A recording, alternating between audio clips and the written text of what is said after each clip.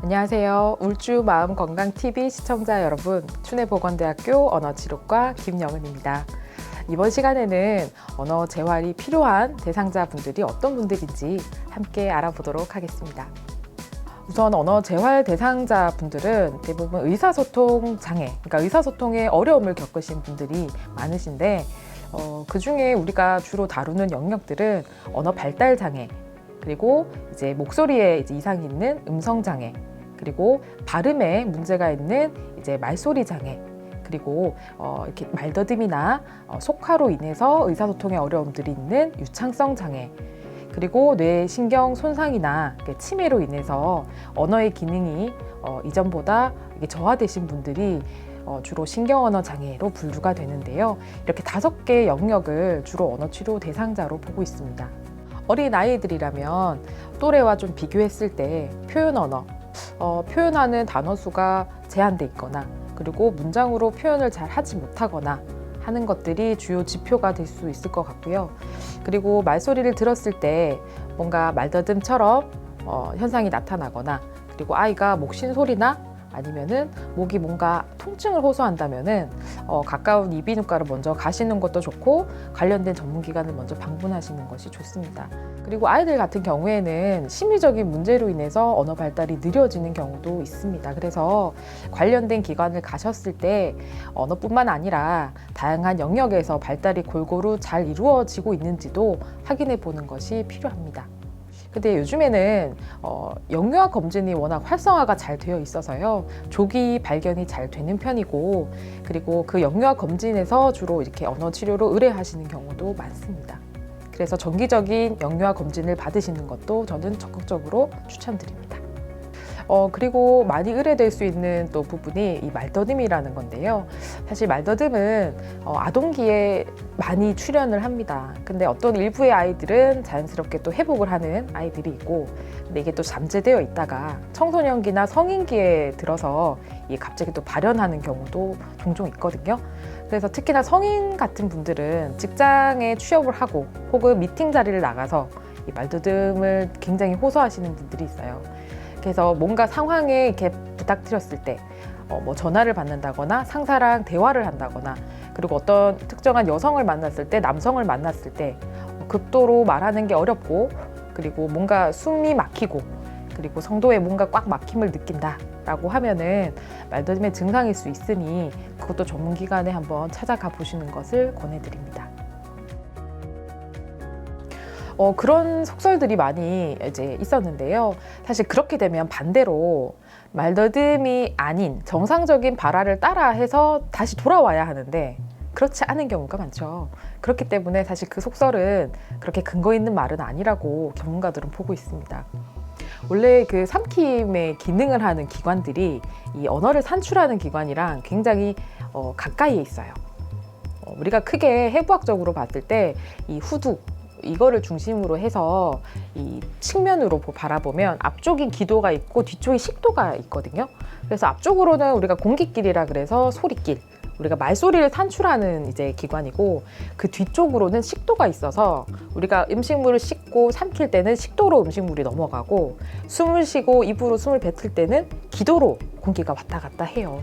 그래서 어떻게 보면 삼킴 기능을 잘 먹고 잘 씹는다라는 것은 또 말을 잘할 수 있는 능력이 될 수 있기 때문에 이 삼킴 기능도 사실 굉장히 살면서 중요한 기능이고, 그리고 이게 또 중재의 대상이 되기도 하죠. 삼킴 장애는 주로 이제 병원의 환자들이 주로 의뢰가 되는데요. 여기에서 삼킴 장애를 중재하는 입장에서 보통 운동치료나 삼킴 중재, 삼킴 재활 이런 것들을 주로 언어치료사가 중재하는 경우가 좀 많죠.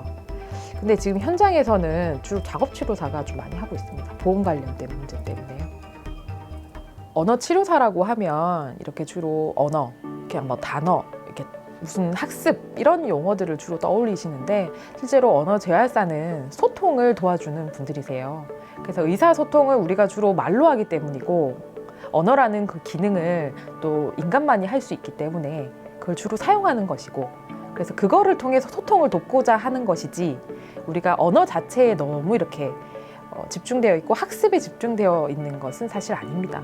물론 그게 소통의 도구이기 때문에 중요한 거는 맞는 거고, 그래서 언어를 돕고 있는 거지, 우리가 언어 자체에 대해서 그리고 학습에 대해서 이렇게 쓰기나 읽기에 대해서 너무 집착하고 있기보다는 그게 하나의 소통의 도구이기 때문에 언어 재활사들이 그것을 통해서 많이 치료를 유도하려고 합니다. 특히 이제 뇌졸중이나 치매로 인해서 이제 몸이 불편해지신 노인분들 같은 경우에는 언어 치료를 받는다라는 것 자체를 굉장히 꺼려하세요. 그 이유는 내가 언어를 모르는 것도 아니고 그리고 말을 아예 못하는 것도 아닌데 대신에 이제 신체적으로 두드러진 증상의 완화는 굉장히 기대하세요. 그래서 물리치료나 작업치료를 더 많이 또 선호하시죠. 그런데 이제 현대화가 굉장히 고도화될수록 사실 지능적인 것, 인지적인 것, 언어적인 것에 대한 중재가 굉장히 필요한 또 시기거든요. 세상이 더 그렇게 고도화로 변할수록 더욱더 중요한 것은 이 언어와 인지와 기반된 것들인데 거기에 대해서 좀 간과하고 계신 것들은 없는지 이런 것들이 좀 아쉬운 부분이긴 해요. 구체적으로 그런 분들이 대상자로 저희가 뭐 선정을 하거나 이렇게 바라보지는 않고 있는데요. 저는 개인적으로 이제 그런 친구들이 뭔가 언어에 문제가 있어서 그렇게 표현 방식이 문자로 이렇게 사이버상으로 한다라고 보기보다는 이 실제 세상에 있어서 대면하는 소통에 대한 욕구를 이렇게 실제 세상에서 하지 않고 대신 사이버로 하고 있다라는 생각이 좀 들어요. 그래서 언어에 문제가 있거나 어떤 소통에 문제가 있어서 이 세대들이 그렇게 하고 있는 것 같지는 않습니다. 충분하게 자기의 의사소통 욕구를 표현하고 있고 그 공간에서 표출하고 있기 때문에 그 자체가 문제가 된다기보다는 실제 생활에서의 이 학생들과 지금의 그 세대들이 이 현실 세계에서 소통을 잘할 수 있는 방안들을 좀 고려해야 되지 않을까라는 생각을 좀 해봅니다.